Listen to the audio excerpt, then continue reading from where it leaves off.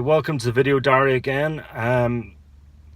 Been a couple of weeks since the last post. I just sort of wanted this bit of a big topic, so I might break it up into a couple of bits. It's talking about the management of the older horse.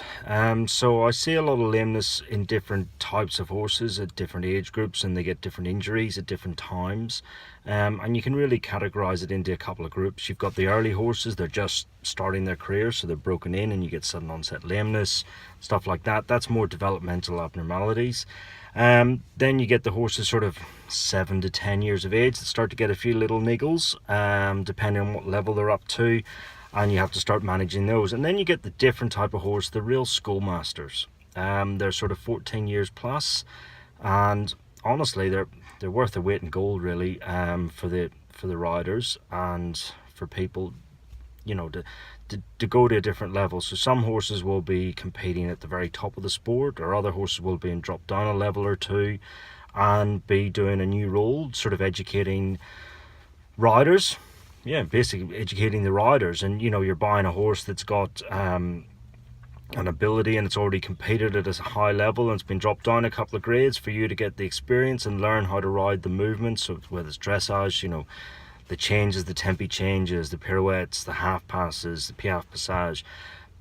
But the horse may not be able to compete at that level because of injuries or because of lameness development or whatever.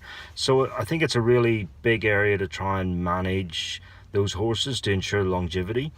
You see it, the eventing sport, I think, is a great sport example. You see horses recycled all the time, and recycle is probably the right word, I think, because they've come down from being a 3-star horse or 4-star horse, and they're just not going to stand up long term to that. So people decide they're sold and they're bought by someone else at a lower level, so they drop down multiple grades and then they work their way back up to a level. It may not be to their 3-star, 4-star level, but they'll work up to maybe 1-star, 2-star, and that's great to see.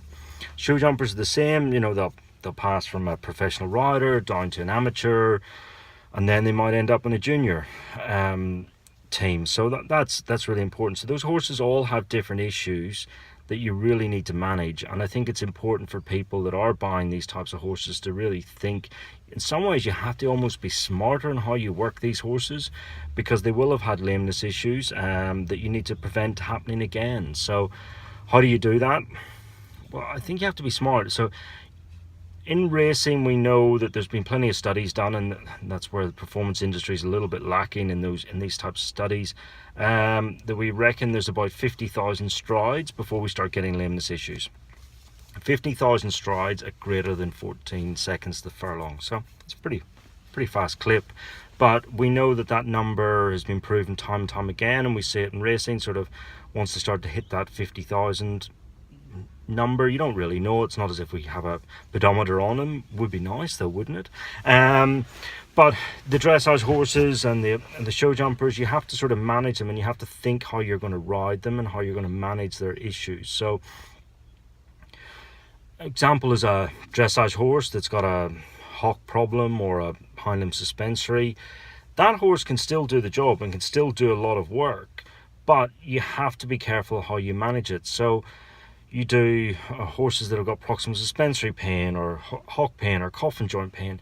You have to really think about what you're doing with them. So you can't ride them 6-7 days a week hard, because they just won't cop that. They will not cop that. You've got to think a bit smarter, and you've also got to think a bit smarter in your training, how to prevent injuries developing. So it's all about perfection in some ways. So medium trots for horses with proximal suspensory, like a good medium trot across the diagonal in dressage, that's going to put a lot of pressure on the front legs. It really is. So my advice is, you've got to think, you come out of that corner and everything's not perfect, don't ask for it.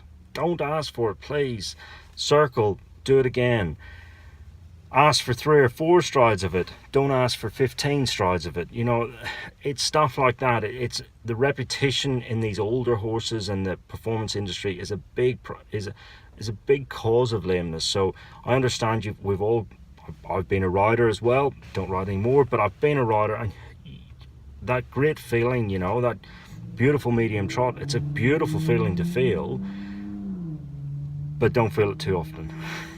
Is probably what I'm saying is really think about it. So if you think about, you've only got a certain number of strides doing an exercise before you might cause problems. So if you've got a horse that's got a chronic high suspensory that's been recurring, that you've managed over the years, really think about what you're doing, and talk to your coaches about that. And that's where the coaches can be really helpful. So first of all, if you get it right the first couple of times, like, okay, once is a fluke, twice is practice. Don't do it too often. Do it just enough to get the feel, and then you can go into competition and do it, and it's comfortable and you know how to do it. But really think about preparing for that, coming around the corner, making sure you've got your contact right, and riding from there. That'll prevent injuries.